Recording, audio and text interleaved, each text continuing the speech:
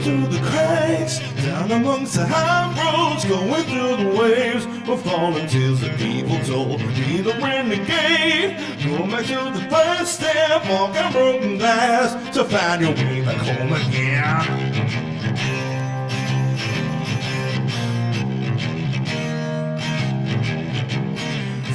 Made of pain, look like any other, tired and broken down, going with the symmetry, blurring all the lines, hiding from the dark side, all of the wild darkness is inside his soul. Tell me what am I supposed to do? So I wanna know why I can't go.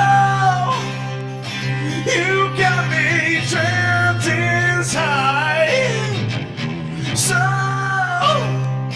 you had to show, 'cause you know I go against the tide.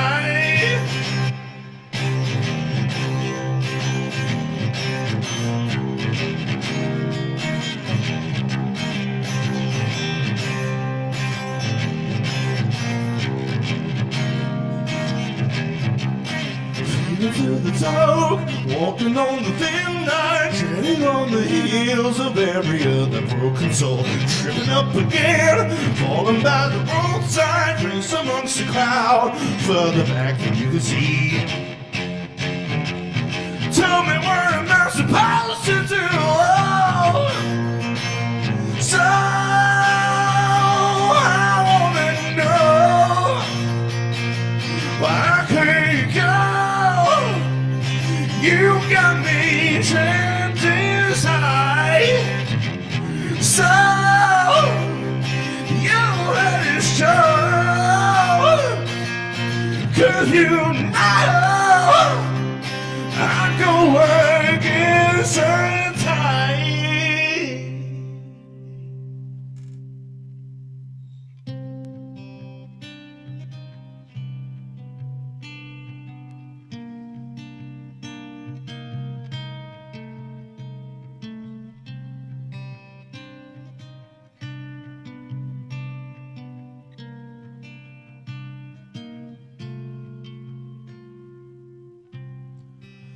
Endlessly drift away, watch the night turn to day. So afraid of all that I'm now become.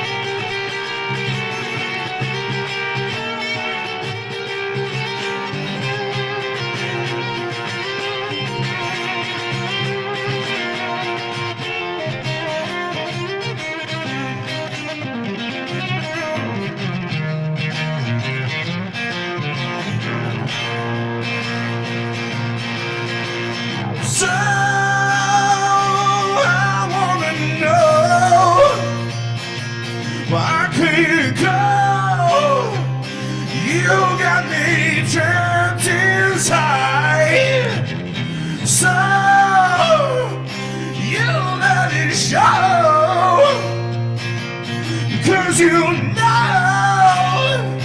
I'm going against the tide.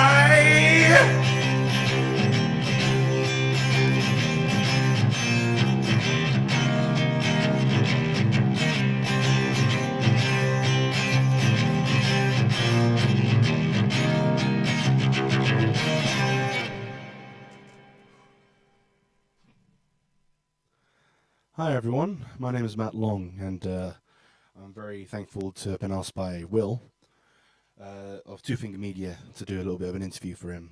And obviously because of what's been going on, it's a lockdown interview, so he's just sent me his questions through, and I shall be the interviewer and the interviewee at the same time. So I hope you guys enjoy. Alright, first question.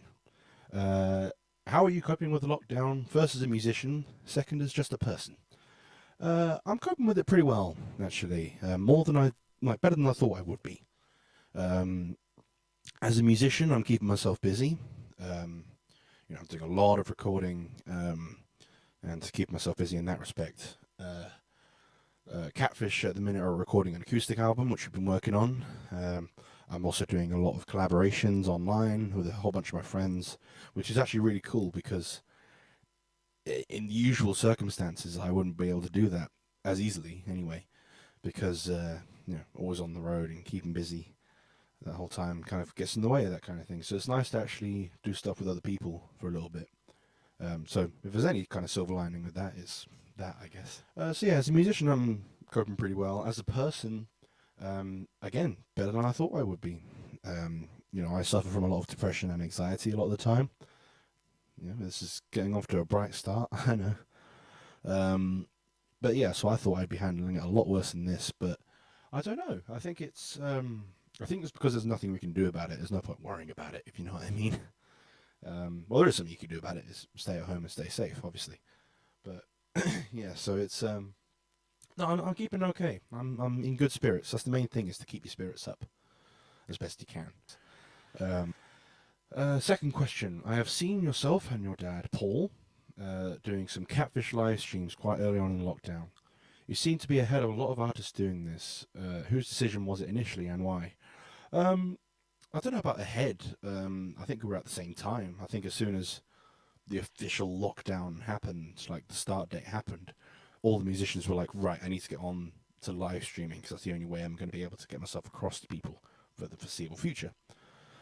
Which is true, and I've been enjoying a lot of people's live streams whilst I've been here.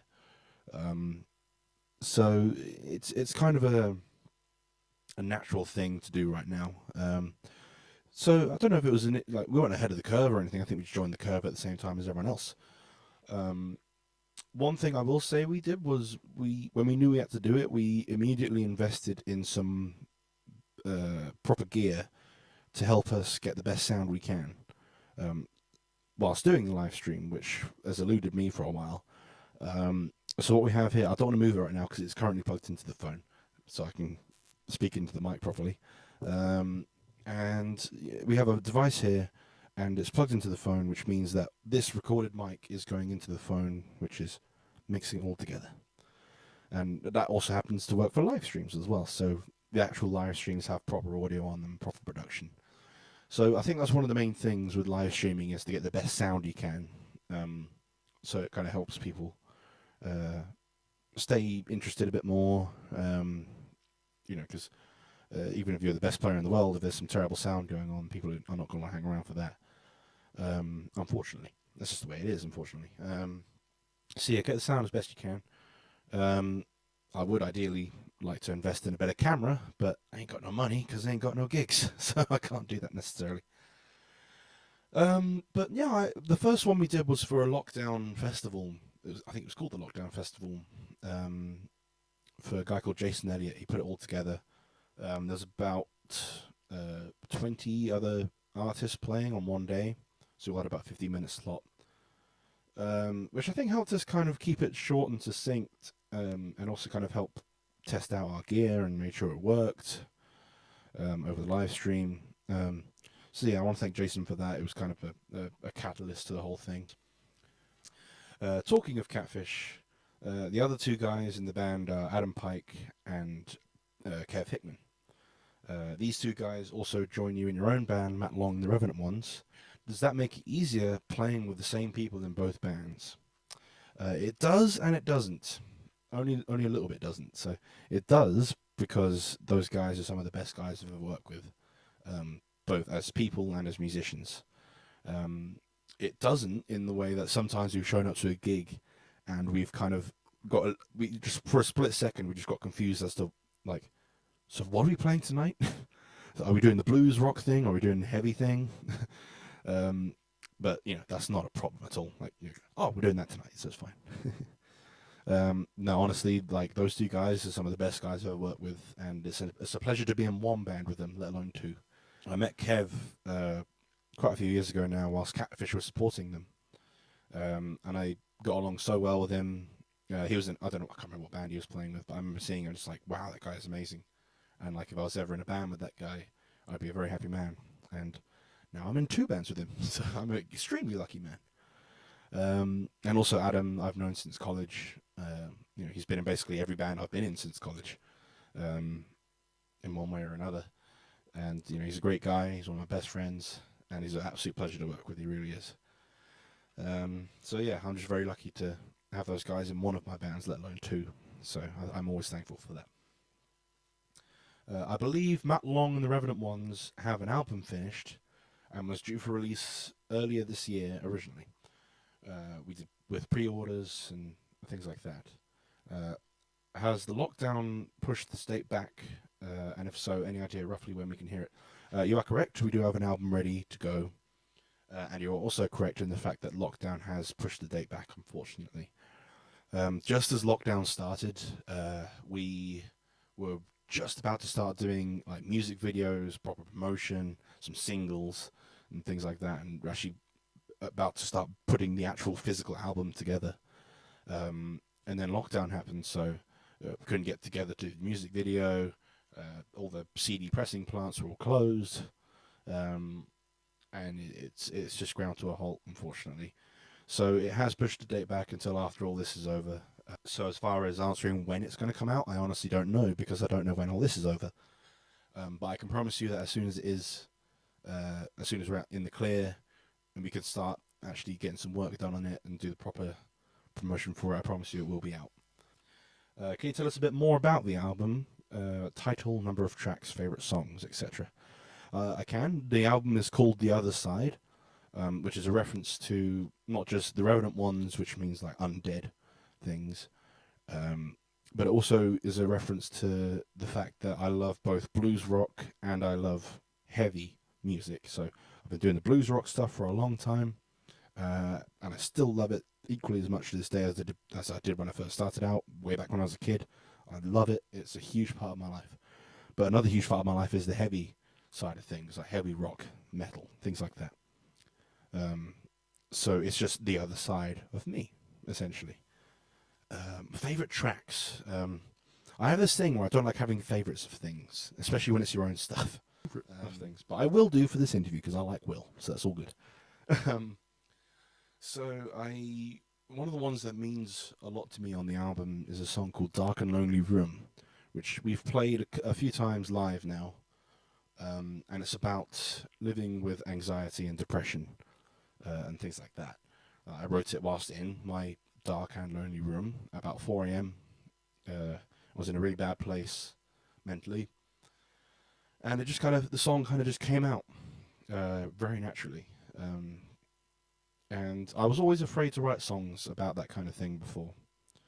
And this song kind of helped me get over that fear in a way. Just do it. This is my interpretation of what I go through. Because a lot of people deal with the same thing, so I always thought, I don't know what to sing about. Like, it's not going to be good enough in any way, shape, or form.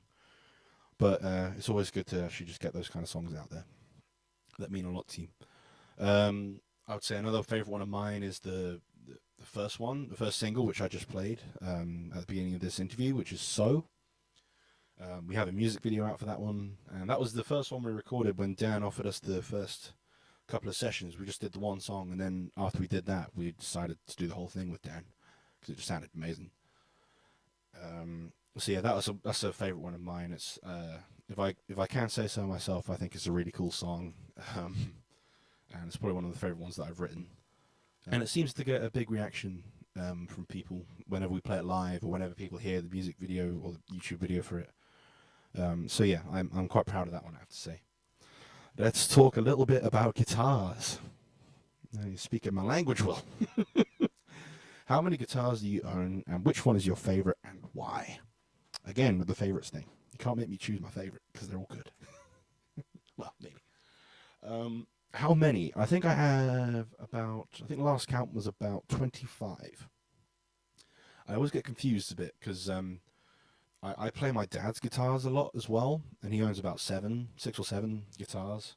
I play them more than him, because he doesn't call himself an active guitar player. He actually started out on guitar, but he hasn't played it for years, and he keeps saying he wants to pick it back up again. So he's got a whole bunch of guitars that just lie around, so I'm picking them up and playing them. I would say the ones I use the most I guess they'd be considered some of my favorites, I guess. Which one of them would be this guy right here, which is a PRS SC 245, American made. McCarty. It's very pretty. Second hand, so it's cheaper than it would be for a full price one, but it's still the most expensive guitar I own. I just love it, and I'm in the middle of restringing it at the minute, so that's why there's no bridge on it or any strings. Like, bridge is here, don't worry. But yeah, it's been causing me a little bit of problems at the minute. There's something wrong with the sound. I need to get that fixed, because I love playing this guitar so much to not play it. So yeah, I don't know what's up with it. There's something in the electrics or something. I've sent it in to a couple of people, and they can't seem to see what the problem is. So if you happen to know anything about guitars, just come give me a message. But yeah, no, I love this thing, and I want to get it playing again. So that's one. Well, certainly my other most used guitar would be this one. It's a Gibson Les Paul Studio, Joe Bonamassa signature Les Paul. And I've had this for coming up to about 10 years now, and up until I bought the PRS, it was my main guitar for everything. So for every single gig that I played, this guitar was there in some way, shape, or form. It was either the main guitar I was playing for the gig, or it was the backup for that gig when I was playing something else. So I can't even count how many gigs this thing has done. And you can probably see on the camera just how much wear and dents there are in this thing. It's just covered, and everyone thinks it's really dirty, but that's actually genuinely just wear from like just playing it so much. Which is why I bought the PRS, because this one was getting so worn out. And then I've ended up playing this one just as much, so it's kind of helped. But yes, no, I love this thing. I'm a huge Joe Bonamassa fan, so when I bought it, I was like instant fanboy moment, and it's just a great guitar, and I love it. I love it with all my heart. I really do. I would consider myself a Les Paul man over a Strat man, but I also do have a very, very nice Strat, which could count amongst my favourites, I think. Certainly my favourite Strat. So this is actually built by my dad's friend, Matt Sonnet, who's also the guitarist in his other band, the Riotous Brothers. And he liked to just put guitars together from bits. You'd have a body and a neck and some electrics, and just put them all together, just like that. So it's a Fender neck, Stevie Ray Vaughan signature neck, actually. So it's really chunky and smooth. It's actually a 70s Tokai body, and then Fender 58 pickups in it. And I just love it. It's honestly the best Strat I've ever played, and it's not technically a Fender Strat because it's a bit of a parts guitar.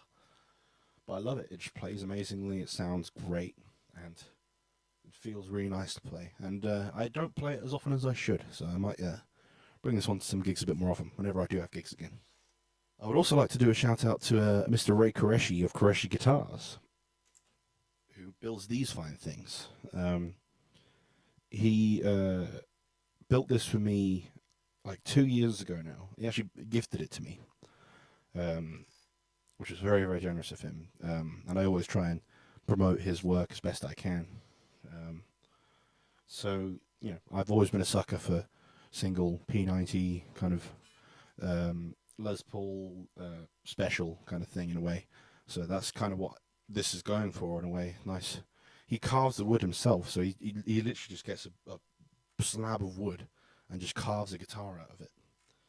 And I think it's really cool, and it plays great. And I just love it. I use this for recording a lot of the time. I would use it live more often, but I use the neck pickup quite a lot on clean things. So obviously this one doesn't have a neck pickup. But for a lot of recording stuff, this is going on everything because everyone needs one of these kind of guitars. Hit up Ray Qureshi of Qureshi Guitars if you want some Qureshi goodness. How does the songwriting process work for your own band, Matt Long and the Revenant Ones? Is it just yourself, or is it a collective effort? Does it differ from Catfish? It does kind of differ in the sense that I'm the sole, well, not the sole songwriter. I am the main songwriter in Matt Long and the Revenant Ones. It kind of originates from me. Like I'd have, in fact, sometimes the whole song will be written, and then I'll bring it to the guys, and that'll be it. I would say I am the primary, like the main songwriter in Matt Long and the Revenant Ones. It did actually start out to be a solo band, like a solo project, and then we just decided together that we worked so well, Kev, Adam, and I, that we were a proper band. We felt like a proper band, so we changed the name from just Matt Long to Matt Long and the Revenant Ones. So it's a band, but it still has the essence of my own kind of material. So it's predominantly me, and then Kev and Adam chip in ideas, and so it's slightly more of a collaborative effort than it was originally intended to be, which I'm very happy about. With Catfish, it is more collaborative now. It started out kind of, if someone wrote a song, it would be their song, and then the other guy would be their song as well. And you add in a few little things here and there. But on the latest record, Burning Bridges, which is a year old as of a few days ago, on that one we decided to do a bit more collaborative effort between myself and Paul. So there are a lot of songs on there that I had a lot of effort into, put a lot of contribution towards as well as some more just my own ones and some more of just Paul's own ones, things like that. It does differ a little bit in a sense, but because there's not another person there writing songs, so it is primarily me, and then some contributions from the other guys. Yeah. Are you able, with the technology available today, to keep in touch and share ideas with your bandmates? I am, actually, which is nice. We just had a Zoom conference meeting a couple of days ago. Just talking about stuff, just catching up really, because I haven't seen them in ages. We have means of staying in touch, which is good, and kind of bouncing off ideas if we need to. So I've got a big setup going on, which allows me to keep things moving from my end. And Kev's got a whole setup at his place and filming a whole bunch of stuff, and he's very good with video editing as well, so he's been doing a lot for some other people. And Adam, again, he's got a good setup there, so we're very lucky in that respect that we get to live in a day and age where if this kind of thing is going to happen, like a lockdown, then we've got a lot of stuff to kind of help us through it. So we're lucky in that respect. So. Now, anybody that goes to a Catfish show may well be shocked at just how heavy musically it can get. Personally, I really love the mix. Will really loves the mix. Thank you, Will. But you must have had some audience members that are surprised and even stunned. Yeah, kind of. I mean, there have been some people who have expected us to be a proper traditional blues band, and we're not by any stretch of the imagination. We've had a couple of people come up to us and say, I'm surprised. They never said it was a bad thing, that we were, heavier than they expected. So I think it's more for surprise, yeah, certainly. I think there's been like one person who's just kind of been like, nah, it's not my thing, which is totally fine. If it's not your thing, it's not your thing. But no, we've never had a lot of people coming up to us and saying they're super surprised about it. I've always said to myself, just write what you want to write. And just write what comes naturally. So I think Catfish has naturally become a bit heavier as time goes on, because we all kind of wanted to go in that direction. Or at least the music we were writing indicated that that's what we wanted to do. So don't fight it. Just kind of do what comes naturally, really. Matt Long and Revenant Ones is a much more heavier rock-inspired band. Does this allow you to free your inner metal demons in public? It kind of does. You know, it's. I used to play a lot of heavy music back when I was in college, about I don't know, 6 years ago now. I was in a band. We were called Riot Underground, and it was really fun. We were basically like an 80s metal band. So we had like bandanas and leather trousers going on, and teasing the hair and things like that. It was so much fun. I really, really enjoyed it, and it's just, you know, you didn't have to take yourself too seriously. It was really fun, and yeah. So when that kind of fell apart because people moved away and did other things, um, that was around the time that Catfish kind of came about. So I got kind of heavily into the world of blues rock. I was like, this is what I want to do as well, and that was the next 5 years or so. So um, I just kind of reached a point where I was like, I love the blues rock stuff, and I want to keep doing that to the end of my days, and I will. You know, it's such a huge part of my life. I grew up on it, and you know, I love it so much. But I also love the heavier side of things, so like the heavy rock and metal, things like that. And I missed headbanging and moving around and jumping about and looking a bit silly and things like that. And yeah, I felt it was time to kind of start doing that stuff again. So Revenant Ones came around, and I'm very, very happy about it. During your live streams, I noticed what a cool looking setup you have at home for playing and I guess recording. Has this setup always been there, or was it done for the lockdown? I've kind of answered this question already. Like, yes, the device earlier on I was talking about that helps me connect the proper sound to my phone. We bought that as soon as lockdown happened because we knew we were going to do a lot of live streams. Um, so that helped us out a lot with the tone of everything. So yeah, that's been very handy. I've been getting to grips with my GarageBand. I hadn't really used it before or recorded anything by myself. It's always been my dad recording things on his software. And GarageBand is a free software on any Mac. So I haven't had to spend a lot of money on it because I haven't got any money at the minute because I haven't got any gigs. So all the more free stuff I can get, the better. So yeah, GarageBand, and borrowed a couple of my dad's mics and my dad's mixer, which we're not using because obviously not gigging.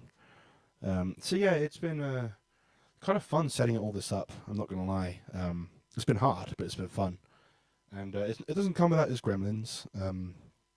So there have been a couple of times where the gear has kind of gone awry, and then suddenly the sound sounds a bit weird, and obviously on a live stream, the first thing anyone says is, "This sounds weird. Let's stop it. No."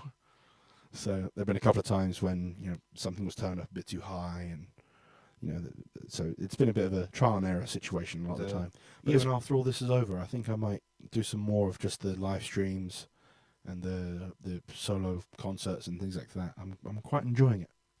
Are there any other guitar players that you would love to share the stage with but haven't had the pleasure yet in your career? Oh, there are thousands. I've never said no to a jam, I don't think, unless there's been like an obvious reason not to, like I had to jump off to another gig or something, I don't know. So I never say no to a jam if I can. I always want to jam, which is, I've been to a lot of people's gigs and they see me at the corner of their eye, and then like, Matt Long's here, I'm going to go out to jam.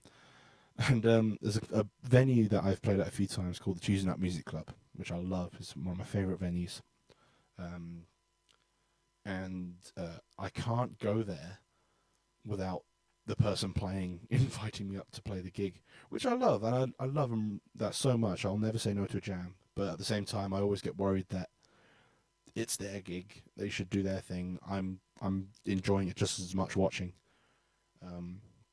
but I will say it has led to a lot of jams with some of my favorite people. So I'm never going to say no to that. But people that I would love to jam with at some point in my life, I guess the obvious one would be Joe Bonamassa because I'm a huge fan. And I've met Joe quite a lot of times. He's a lovely guy. He's really generous, and he's very down to earth kind of guy. And we've had great conversations, just chatting about gear and geeking out about a whole bunch of stuff, which has been fun. And yeah, I always thought it would be really fun to jam with him. I think he's a very generous player in the fact that whenever he's playing with someone, jamming with someone, he always gives them a big moment to shine and things like that. So he's a very enthusiastic man when it comes to jamming. I think anyone. I'd love to. One of my favorite bands of all time is a band called Alter Bridge, and they really inspired me to do the heavy stuff again. So that's Mars Kennedy and Mark Tremonti. Scott Phillips and Brian Marshall. Great bunch of guys. I've never met them. But yeah, I always thought it would be really cool to rock out with those guys. They look like a right laugh as well, so I think it'd be really fun. What is your favourite festival you have played, and is there one festival where one day you'd hope to play? Again, with the favourites of things. I don't have favourites of things. It can all be good. Nah, I'm kidding. I'm kidding. There have been many great festivals that we've played. So I don't have a favourite one. They've all been great in their own way. Ones that have stood out to me would be ones like HRH in Sheffield. I think it was about 2 years ago we played that for the first time. I think it was about 3,000 people there, and yeah, we got such a great reaction. It meant so much to me that people were enjoying it. And places like Colne, which we've played a few times. Skegness we've played twice, and both times we've had great reactions, and it's been great fun. A lot of the European ones that we've done, like Swing West Balar in Belgium, it was really fun. That was about 5,000 people. It was a lot of people. So that always sticks out to me as well. And Blues at Maastricht in Maastricht, Netherlands. Again. So speaking of ones that I would love to play at some point, that's difficult. I'd love to go and do a festival in America at some point. In fact, I'd just love to go to America at some point and play some gigs. I don't know really. There used to be Blues Fest at the Royal Albert Hall, which then moved to the O2, which we did play. We were playing in the auditorium on a little pop-up stage, but technically we played the O2. So yeah, I'd love to go back and do that again on a different stage and kind of go up the pecking order a little bit. And I'd also one of my main things in my life would be to play the Royal Albert Hall at some point, even if it's just for one song. I wouldn't mind. Because that was I went to see Joe Bonamassa there for the first time. The first time at the Royal Albert Hall for me was seeing Joe Bonamassa, I should say. 2009, and it was his first gig there. And I'd already seen him quite a few times, but then that was the one that kind of really broke through for me, and also for him. It was like one of the breakthrough gigs for him. It kind of set everything off. And it just meant that gig meant so much to me, and I remember standing up after that gig and being like, this is what I want to do with my life. Just be a musician. I don't want a real job. I always hate that term, but yeah. If along the way at some point I could play the Royal Albert Hall, that would mean so much to me. So, yeah, that would be something. Are there any bands or artists that you think we should check out but may not know about? Yeah, definitely a few. I mentioned Dan Lucas earlier on, the guy who produced the Matt Long, the Revenant One stuff. He is in a very good band called Salvation Jane. And it's because of them that I kind of went to Dan for being the producer on the Revenant One's album, because he produces the Salvation Jane stuff as well as obviously playing the bass in it. And I just remember hearing it and thinking that sounds amazing. Like, production on it just sounds really sweet, and that's so good. So yeah, and they're a great band, really great band, bunch of talented guys. Well, 3 girls and a guy. Yeah, such a talented group. Who else? A band called Crossfire. So again, some friends of mine. Yeah, my good friend Marcus Prescott Stevens, who I first met when he was about 12 years old, and he got up and jammed with Catfish. And he's just a mind-blowing player. It wasn't even like, oh, he's good for a 12-year-old. He was just good, for anyone, for any age. He just happened to be 12 years old as well. I mean, he's 16 now, and he's just as, he just keeps progressing, which I find impossible. But yeah, he's such a fine player. He's a sponge for music. He's one of those guys that can just absorb music, and kind of, he's very inspired by a lot of different guys. And also Alice Armstrong is in that band as well, who I've been working with on a couple of things, and done some jamming with her and things like that. She's a very fine singer. She's also in a band called Stevie Watts Organ Trio, which they've just had another album out. So you should check them out. And also Marcus is also in a band called Northside, who I'm a huge fan of. My friends Lorna, Ian and Hayden, along with Marcus. Yeah, great band as well. Yeah, I would just say just go to your local venues. Big gigs are great and all. Big festival gigs or big stadium gigs, they're fantastic experiences, and I definitely recommend you still go to them.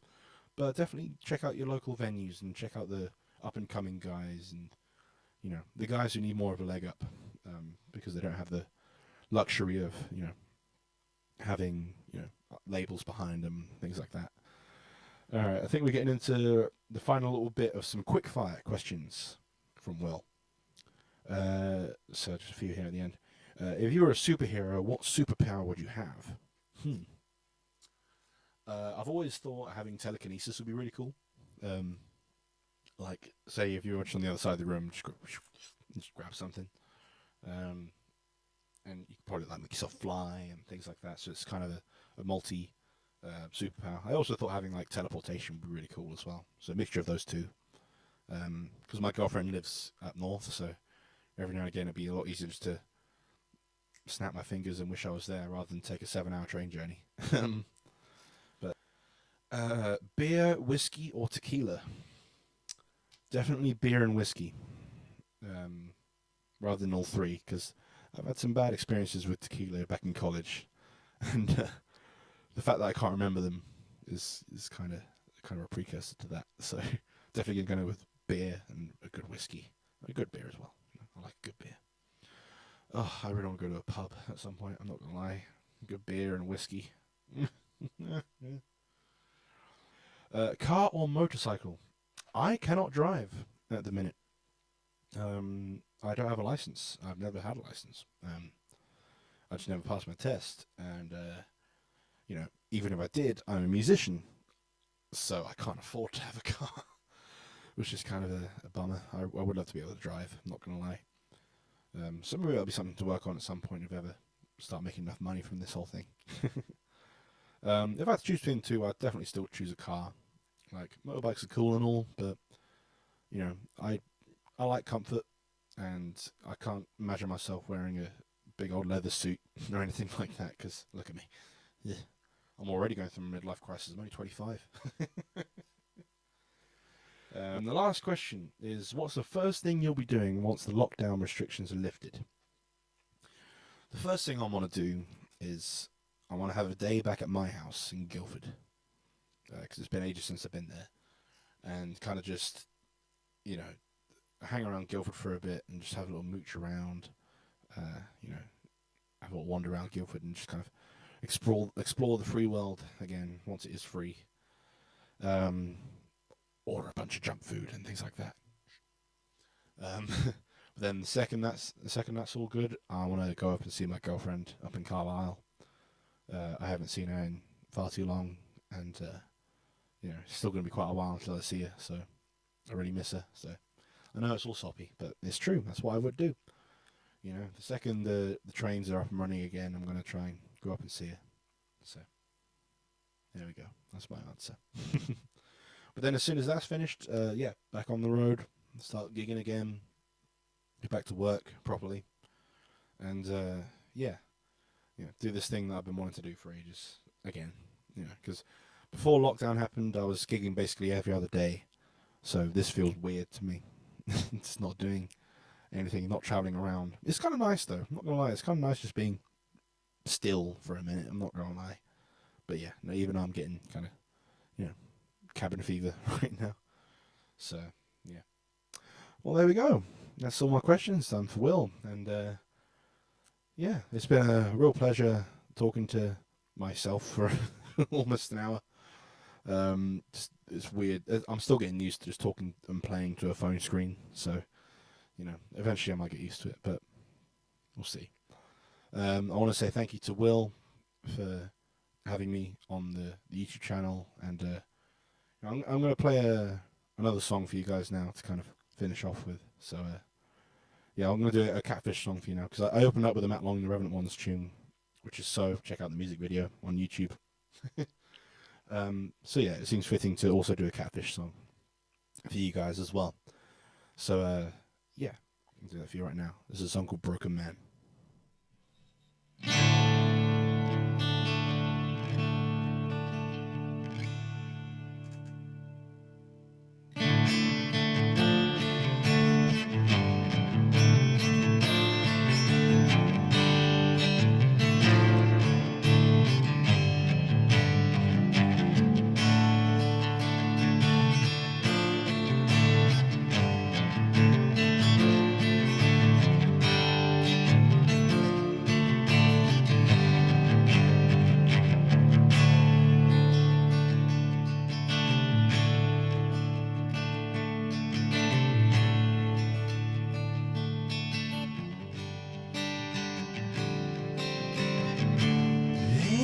sinner, a sacred soul. Fall of a man has taken its toll.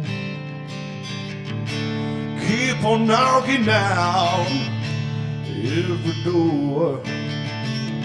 As each one falls down, there's always one more.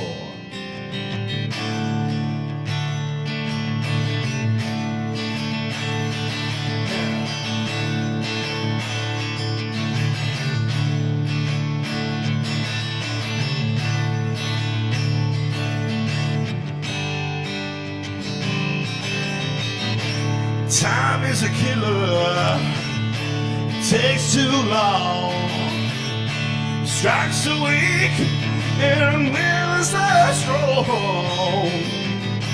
Hands and bone may signify they fall apart with unfound desire. I'm no man to land on the border, gonna find me the broken man. Turn my way through the streams and the river, bring that broken man home. I'm going back to the land of the border, gonna find me the broken man.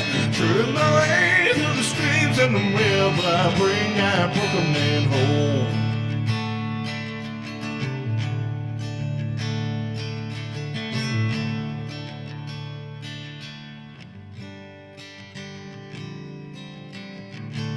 Eye of the storm, you cannot see the ground falling out from underneath. The finest shoes laced with dye. It tells you how much that old broken man is worth. Yeah. See the bones underneath the skin. Well, there's no smile, just a light to skin. The wind now blows through the long white trees is enough to bring broken man to his knees. I'm going back to the land on the border, gonna find me the broken man. Turn my way through the streams and the river, bring that broken man home.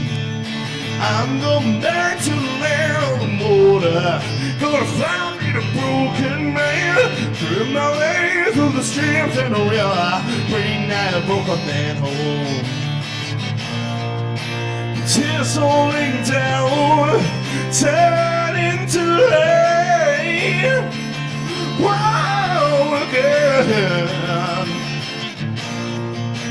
falling down.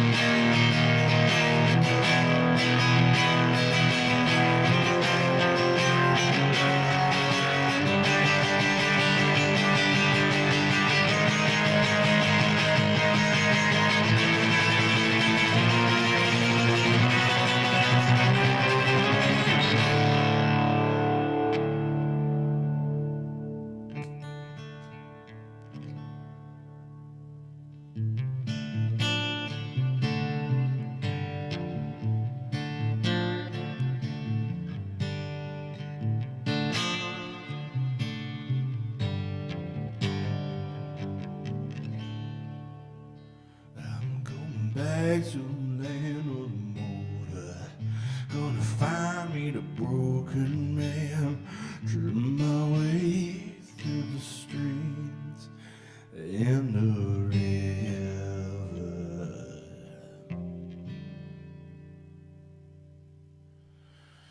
Bring myself back.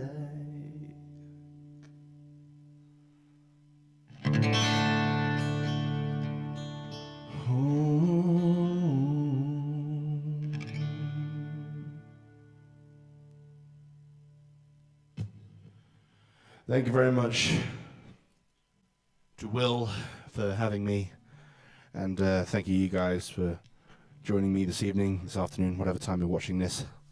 Thank you very much for sticking through it, and hope you enjoyed it in some way, shape or form. Please check out all the other stuff that Will's doing. I believe he's doing a lot more interviews with a lot of other guys, so keep an eye on him. And also Catfish and Matt Long and the Irrelevant Ones Facebook pages, keep an eye on them, and we'll keep you updated whenever we have something to update you with. So thank you guys so much. My name is Matt Long. You guys have been wonderful. Thank you very much. Good night.